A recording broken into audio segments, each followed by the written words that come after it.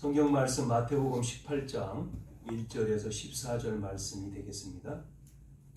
제가 말씀을 봉독하겠습니다.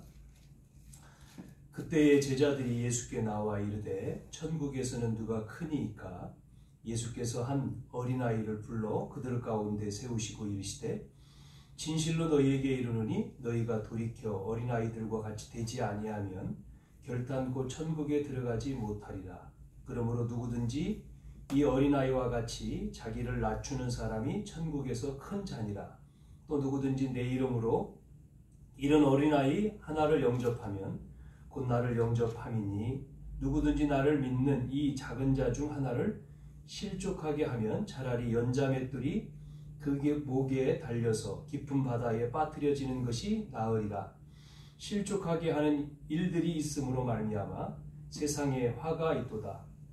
실족하게 하는 일이 없을 수는 없으나 실족하게 하는 그 사람에게는 화가 있도다. 만일 내 손이나 내 발이 너를 범죄하게 하거든 찍어내버리라. 장애인이나 다리 저는 자로 영생에 들어가는 것이 두 손과 두 발을 가지고 영원한 불에 던져지는 것보다 나으니라.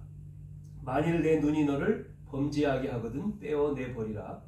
한 눈으로 영생에 들어가는 것이 두 눈을 가지고 지옥불에 던져지는 것보다 나으니라. 삼가 이 작은 자 중에 하나도 업신여기지 말라. 너희에게 말하노니 그들의 천사들이 하늘에 계신 내 아버지의 얼굴을 항상 배옵느니라.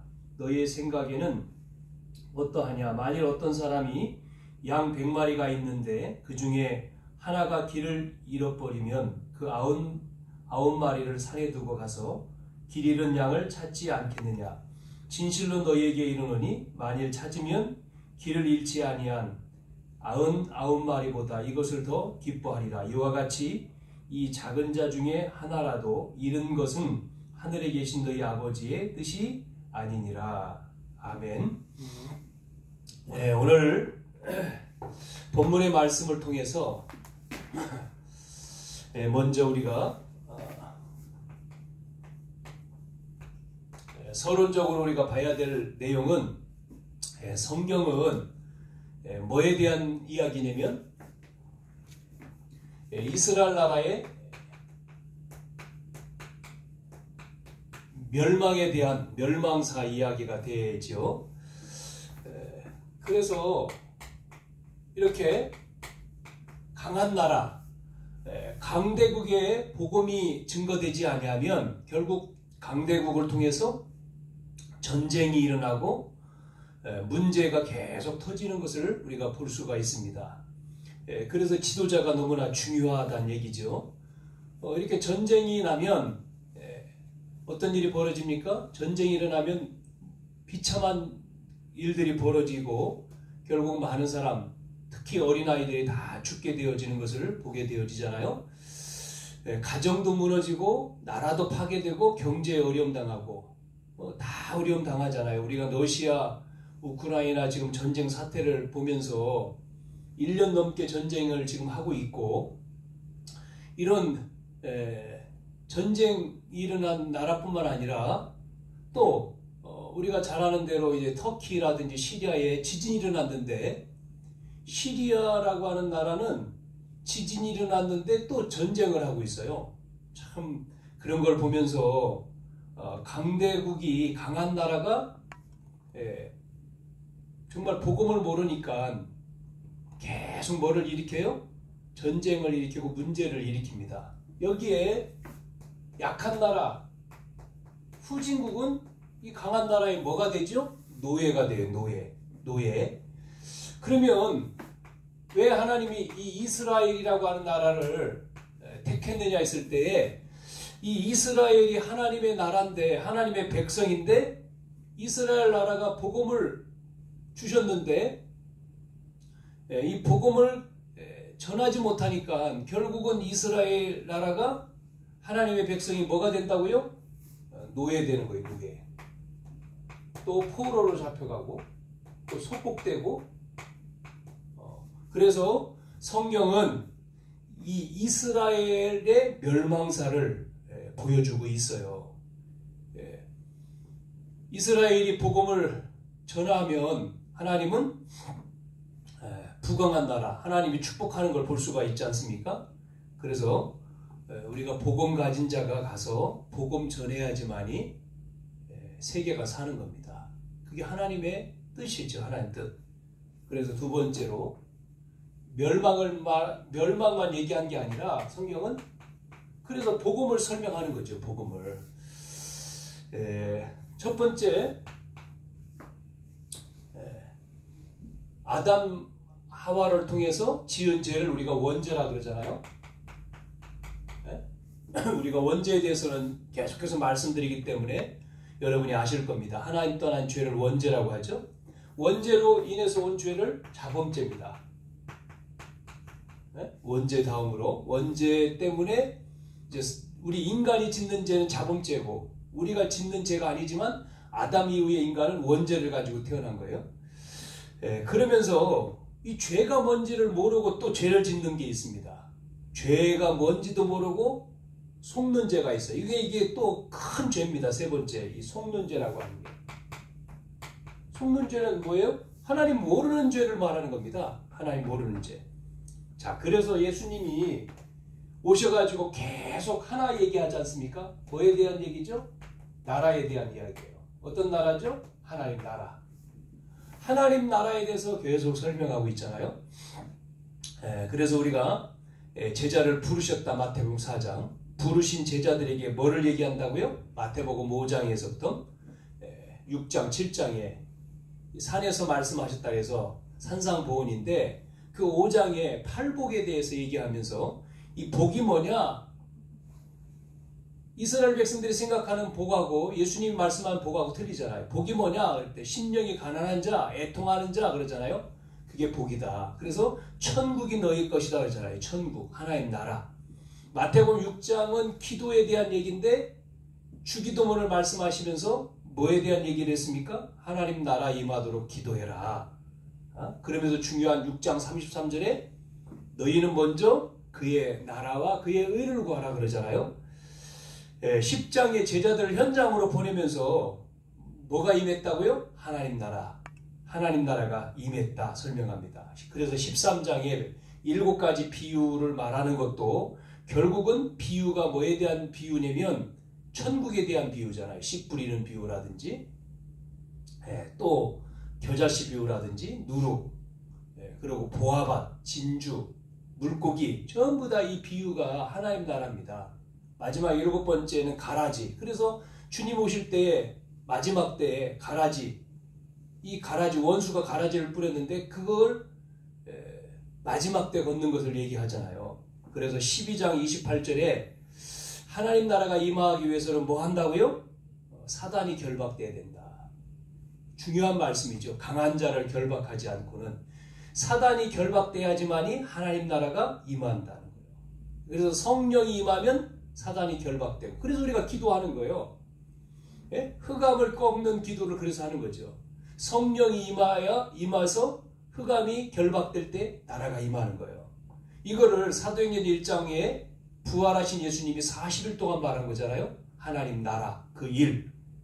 오늘 본문에는 뭐에 대한 말씀이죠? 그래서 천국 가면 이 천국에서 뭐 얘기하는 겁니까? 누가 큰 자냐? 뭐 이런 얘기를 지금 하고 있어요. 누가 어떤 사람이 큰 자입니까? 우리가 읽은 말씀이 나왔잖아요. 다른 말로 말하면 누가 높은 자냐 그 말인데 사람들의 관심이 자꾸 여기에 가 있는 거예요. 틀린 거에 질문을 하고 있는 거잖아요. 그래서 예수님이 뭐라고 얘기합니까? 어린아이가 어린아이가 천국 가면 높은 자니라 비유로 예수님이 이야기하는 거예요. 책망의 이야기죠. 너희들 말고 비유적으로 지금 어린아이 같아야 된다. 그래서 오늘 제목이 이 땅과 내세의 가장 큰 자.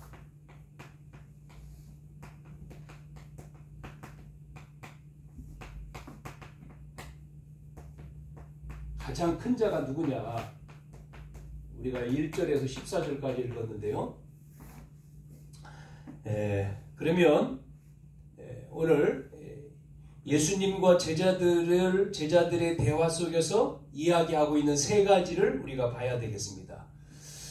우리는 이 말씀을 들으면서 여러분이 인생에 새로운 변화가 있기를 축원합니다. 첫째, 신앙생활을 해야 돼요. 실제 신앙생활. 많은 사람들이 신앙생활을 안 하고 신앙생활을 해야 되는데, 신앙생활은 뭐예요? 하나님 바라보는 건데, 신앙생활이 아니라 인간을 바라보는 이 인왕이라고 하죠? 인왕생활에 빠졌단 말이에요. 그래서 사람을 바라보는 여기에서 빠져나와야지만이 역사가 나타나는 겁니다. 신앙생활을 안 한다는 얘기는 이익, 손해, 이런 문제, 이런 걸 만나면 뭐 하죠? 신앙생활을 안 하는 거예요. 그러니까 자꾸만 이익, 손해, 문제, 하나님을 믿지 않고 사람 믿는 인간 생활, 그 저주에서 나오라고 하는 거거든요. 지금 빠져나와라. 많은 사람들이 여기에 지금 신앙생활, 하나님을 믿으라는 건데 그게 안 믿고 인간 생활, 그 인간 생활은 뭡니까? 세 가지 문제 그대로 있는 거잖아요. 사단에게 속고 있죠. 그 저주 인생 살고 있죠. 그것만 그렇습니까? 그러면 어떻게 됩니까? 재앙이 들어닥치는 거예요. 그래서 배경이 지옥이지 않습니까? 지옥. 빠져나와야 되는 거예요. 그래야지만이 역사가 나타난 거예요. 자, 증거가 어떤 증거가 있습니까? 하나님 말씀 붙들고 신앙생활하는 사람의 증거. 또 반대로 하나님 말씀을 안 믿고 인간생활하는 사람들 증거. 여기 인간생활하는 사람들의 증거가 뭐냐면, 자, 요셉하고 요셉의 형들을 보세요. 요셉의 형들은 신앙생활을 안 하는 겁니다. 실제로 하나님을 믿지를 않는 거예요. 요셉의 형들은. 그러다 보니까 아버지가 요셉만 잘해주는 것 같거든요. 그러니까 뭐라고 묻습니까? 왜 요셉만 좋은 옷 입히고 요셉만 잘해주고 그러면 우리는 자녀 아닙니까? 자꾸만 그것 때문에 뭐가 생겨요? 요셉의 형들이 시기하는 거잖아요. 질투하고. 그러나 요셉은 반대죠. 요셉이 하나님의 말씀, 언약을 붙들고 노예로 애굽으로 갔지만 결국 거기서 이제 총리되고 모든 사람을 살리잖아요. 그런데 이 안 믿는 요셉의 형들을 통해 가지고 보세요. 나중에 요셉 죽은 이후에 이스라엘 백성들은 어떻게 됩니까? 안 믿으니까요. 결국은 애굽에 가서 노예가 또 노예 생활을 하잖아요. 그러니까 여기서 나오라는 거거든요.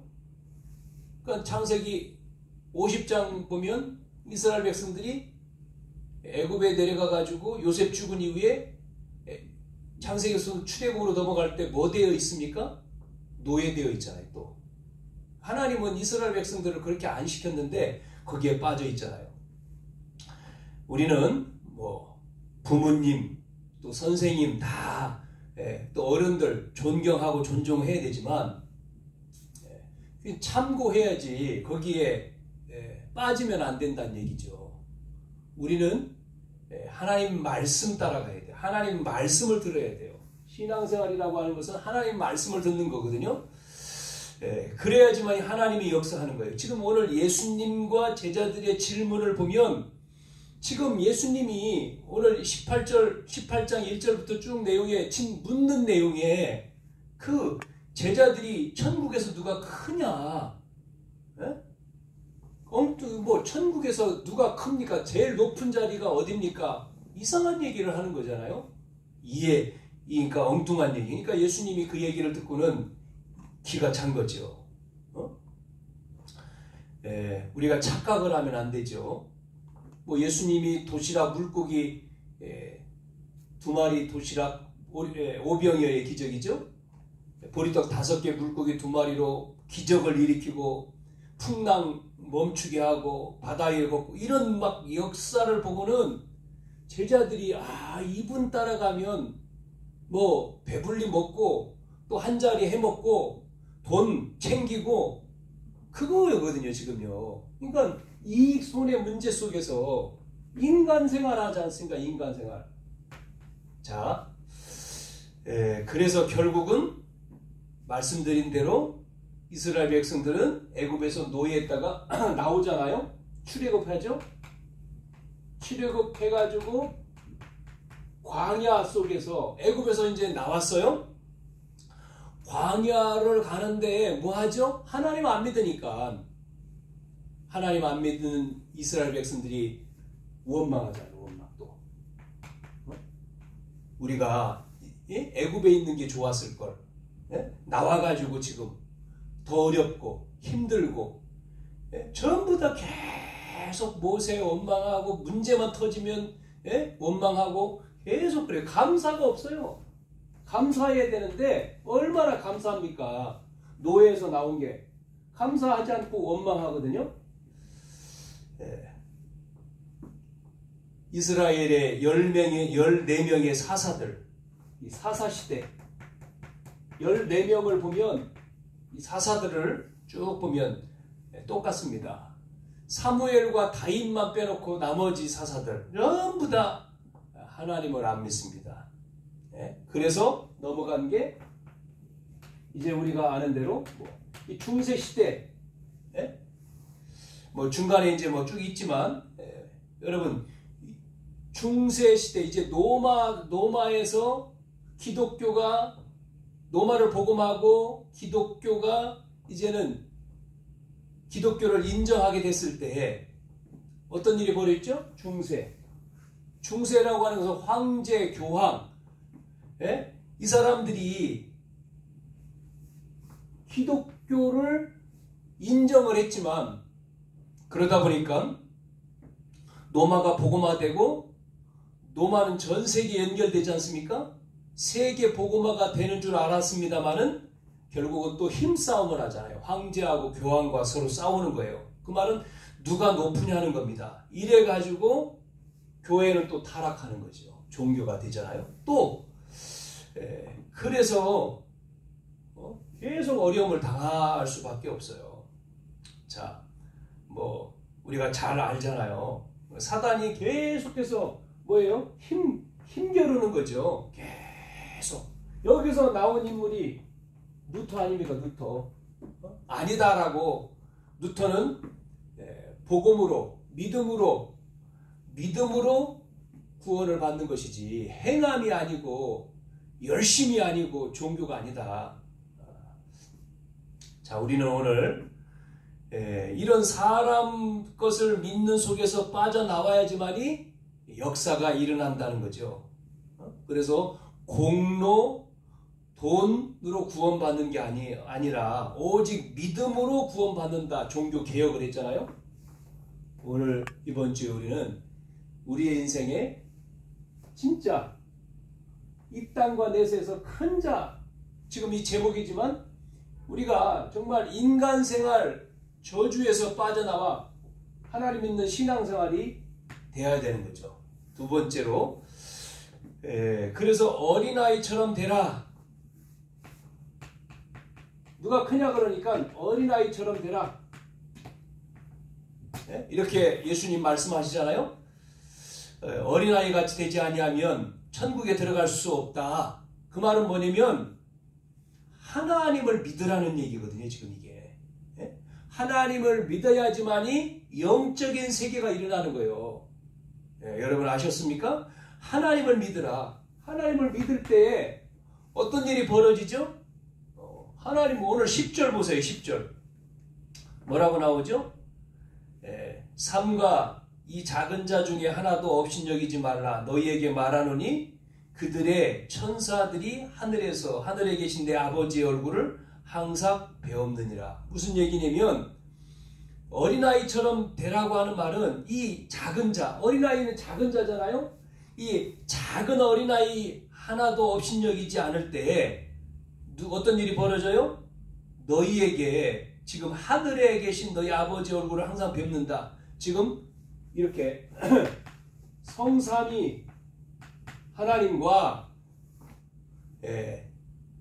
주의 사자가 동원되어진다는 거죠. 천사죠? 주의 사자. 천사가 동원돼서 너희를 항상 뭐 한다고요? 지키신다. 함께 한다는 거예요. 자, 그러면 자, 이것을 믿었던 인물들, 이것을 믿은 사람들의 증거, 증인들. 자, 봅시다. 뭐 우리가 늘 계속 앞에서도 요셉 형들 나왔지만 여기서 요셉 보세요. 요셉은 이거를 믿었기 때문에, 요셉은 이 사실을 믿었기 때문에 어려움 속에서도 요셉은 흔들리지 않았잖아요. 외로움 가운데서도 흔들리지 않았잖아요. 누굴 믿었어요? 하나님을 믿었다니까. 하나님을 믿었어요. 아버지를 통해서 전달받은 하나님을 믿었어요. 아버지 야곱을 통해서, 그 야곱은 이삭과 요셉 아닙니까? 아브라함 아닙니까? 아브라함과 이삭과 그 다음에 야곱. 이걸 늘 얘기하잖아요. 이 사실을 믿었던 요셉에게 어려움이 안 됐어요. 외롭지도 않았어요. 요셉이 45장 5절에 총리가 됐을 때 뭐라고 고백하죠? 요셉이 총리가 돼서 뭐라고 얘기합니까? 형들 앞에서 내가 이 총리가 된 것은 형들이 지금 죽을까봐 벌벌 떠는데 내가 총리가 된 것은 하나님께서 이 생명을 살리기 위해서 나를 애굽에 보냈고 형들을 통해서 애굽에 보냈고 그래서 하나님이 하셨다. 그런 고백을 하잖아요. 그러니까 대부분 많은 사람들은 어려움이 오면 하나님 믿는 게 아니고 사람 믿잖아요. 사람 따라가고 그러지 않습니까? 우리는 사람을 의지하는 게 아니고 사람의 소리에 기울이는 게 아니라 하나님 소리. 어린아이처럼 되란 말은 하나님을 믿으라는 얘기예요. 그래야지만 영적인 세계가, 영적인 역사가 일어나는 거예요. 다윗이 어떤 인물입니까? 다윗이 사울 임금 앞에서 뭐라고 고백하죠? 사무엘상 17장 37절에 보면 사울 왕 앞에서 네가 나가서 싸울 수 있느냐고 사울 임금이 물을 때에 다윗이 뭐라고 얘기하냐면 임금님 앞에 그렇게 말하잖아요. 나를 사자, 곰, 그 발톱에 하나님이 나를 어떻게 했다고요? 지켜주셨다. 그래서 저 하나님을 모욕하는 저 골리앗 앞에 나가야 된다는 얘기를 하잖아요. 그 하나님이 나를 사자 앞에서도 사자를 이기고 골리앗을 이기고 그 손에서 그 발톱에서 나를 지켰기 때문에 나는 하나님을 믿는다는 거잖아요. 또 보세요. 17장 이제는 골리앗 앞에 나가 싸우죠. 그래서 이제 보내주지 않습니까? 싸우도록 45절부터 들여다보면 47절까지. 그래서 이제 골리앗을 만나잖아요. 다윗이 골리앗 앞에 섰을 때 뭐라고 얘기합니까? 무장되어 나오는 골리앗, 뭐 칼과 창과 뭐 방패와 뭐 갑옷을 입고 나오잖아요. 그런데 다윗은 그 앞에서 뭐라고 얘기합니까? 지금 네가 무장되어 나오지만 너의 목숨은, 생명은 누구 손에 있어요? 그 네가 가지고 나오는 칼에 있지 않다는 거예요. 너의 생명과 너의 구원이 칼에 있지 않음을 지금 뭐 한다? 증명하겠다 그랬어요. 다윗은요. 여호와의 이름으로 내가 왔는데 그걸 증명하기 위해서. 단번에 이기지 않습니까? 칼에 있지 않고 생명이 네가 일으키는 전쟁과 칼에 있지 않고 하나님 손에 있다. 여러분, 이게 우리의 믿음이거든요. 이 믿음의 증거를 가져야 될 줄로 믿습니다. 자, 도망 다녔지만 사울 임금을 피해서 다윗은 죽이려고 하니까 도망가면서도 여호와가 나의 목자이기 때문에 나는 부족함이 없다고 그랬어요. 이렇게 믿는, 하나님을 믿는 인물들은 전부 다 그래요. 다니엘, 또 다니엘의 친구들도 마찬가지예요. 다니엘서 3장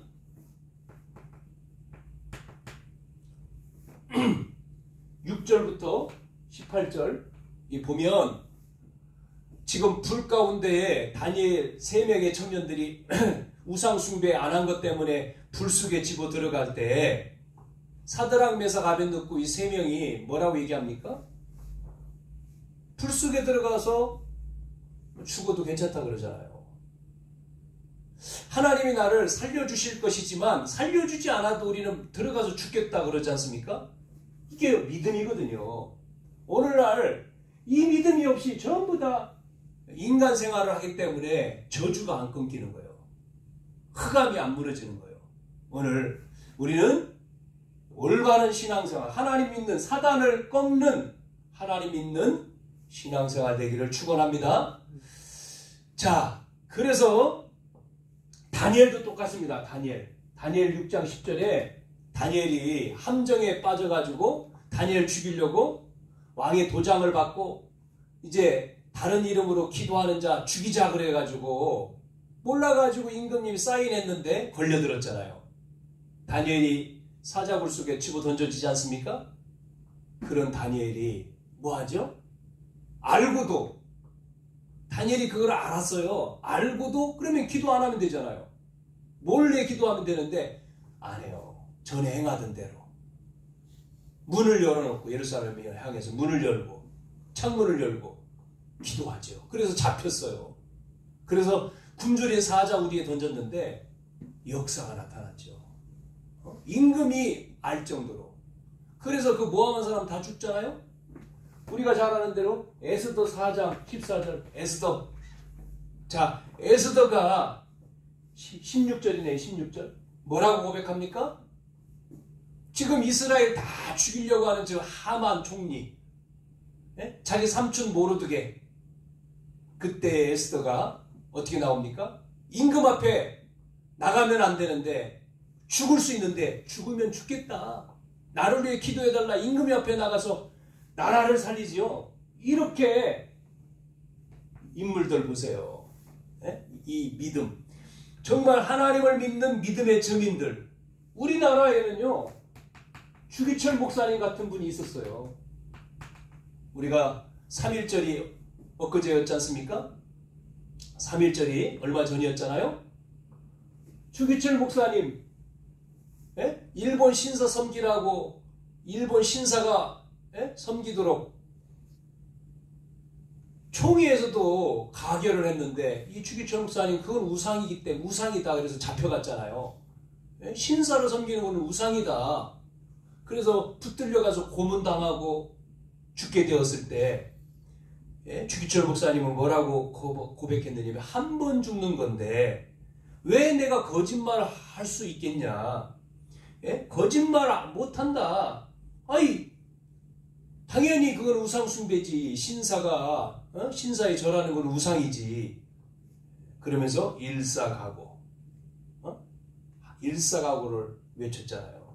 믿음의 고백을 한 이런 목사님이 우리나라에 있었기 때문에 한국을 하나님은 살린 겁니다. 그래서 독립이 해방이 되고요. 이 나라를 지켜주는 거잖아요. 자, 이 안희숙 사모님 같은 분도 암에 걸려서 죽게 되었을 때 너무나 감사하다 그랬잖아요. 이제 천국 갈 수 있으니 너무나 감사하다. 대부분 많은 사람들은 죽을 병에 걸리면 하나님 원망하잖아요. 근데 이 사모님은 감사했어요.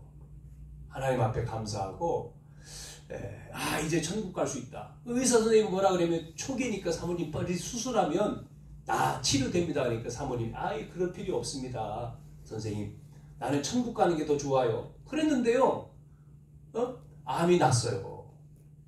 참 이 사모님이 뭐라고 했냐면 살든지 죽든지 나는 불 가운데도 갈 수 있고 물 속에도 갈 수 있고 왜냐?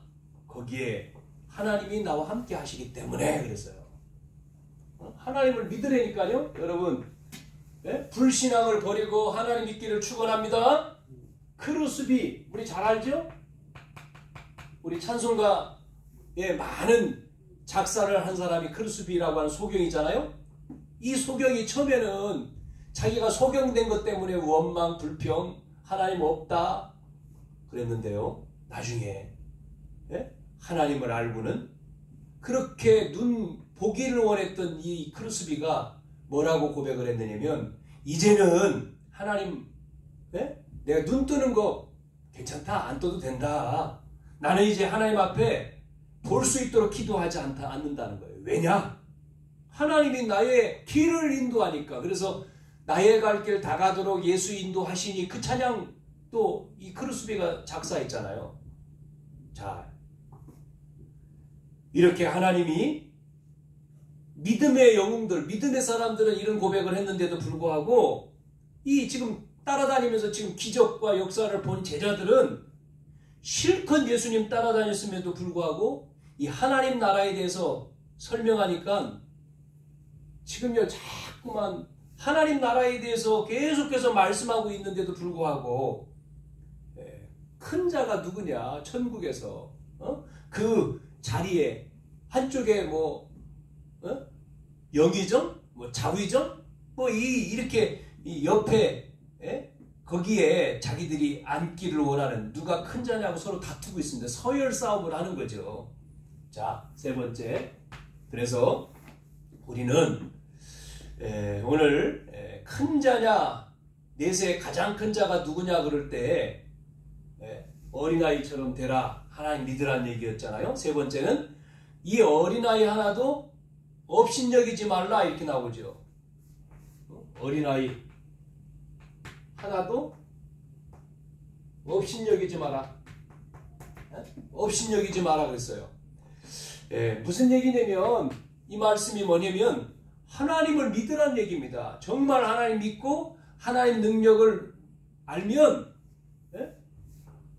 하나님 믿고 이 하나님의 능력을 안다면 업신여기지 않는다는 거예요. 사람들을. 어린아이이란 말은 사람이잖아요. 그걸 예수님이 지금 말씀하고 있습니다.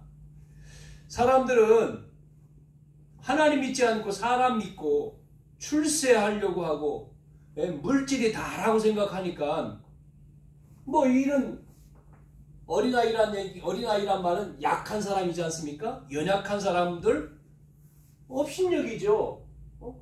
이 어린아이, 이 연약한 사람을요 얕보잖아요. 세상에 그러지 않습니까? 존경합니까? 안 그러죠. 존경할 수 없어요. 그런데 하나님을 믿는 자는, 하나님 능력을 아는 자는 사람을요, 어린아이라고 썼지만 사람이잖아요. 업신여기잖아요. 귀한 존재죠. 우리 한 분 한 분 성도들이 귀하고, 아이든 어른이든 노년이든 전부 다 우리는 하나님 백성이잖아요. 하나님이 함께 하신단 말이에요. 고린도서 3장 16절에 성령이 그 안에 거하시는 구원받은 자에게. 그래서 뭐를 비유로 예수님이 설명했습니까? 오늘 12절부터 나오는 내용에는 비유로 양에 대한 비유. 양 비유를 들었죠? 100마리 가지고 있는 이 목자가 한 마리 잃어버렸다. 그래서 그 한 마리를 찾기 위해서 지금 어떻게 합니까? 잃어버린 한 마리를 찾기 위해서 아홉 마리를 남겨두고 지금 막 사도로 들로 잃어버린 양 어디는 찾는다. 목자의 심정이 그거다. 여러분, 우리가 전도라고 하는 게 바로 이거거든요. 잃어버린 양 찾는 거잖아요. 하나님의 백성을 찾는 거지 않습니까? 목자의 심정, 잃어버린 양 막 사방으로 찾는데 찾았어요. 양 한 마리를 찾았다니까요. 얼마나 기쁜지 아홉 마리 놔두고 그 아홉 마리가 기다리고 있는 것보다 지금 잃어버린 이 한 양을 찾은 건 너무 기쁜 거예요. 그 표현을 지금 비유로 지금 예수님이 12절, 14절을 읽어보면 나오죠. 아이를 잃어버렸다. 부모가. 또 아이가 납치됐다. 실종이라고도, 실종보다 납치하고는 좀 틀리겠죠? 잃어버렸다. 잃어버리고보다 납치해 갔어. 누가? 돈 때문에. 그 부모의 심정은 말도 못하겠죠. 자식 재산 다 줄 테니까 아이 돌려보내주세요 그러잖아요. 그래서 아이가요 돌아왔어. 아이가 다시 아이를 다시 만나면요, 이 뭐 하여튼 뭐 난리가 나겠죠. 그 부모. 그러니까 그 잃어버린 아이를 만난 그 부모의 심정, 목자의 심정, 여러분 생각해 보세요. 사람을, 어린아이를 업신여기지 마라. 자, 세 번째, 왜 그렇습니까? 지금 마가다락방에 모인 사람들이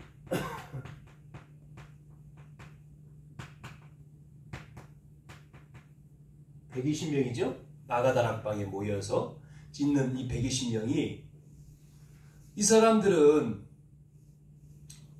마가다락방, 이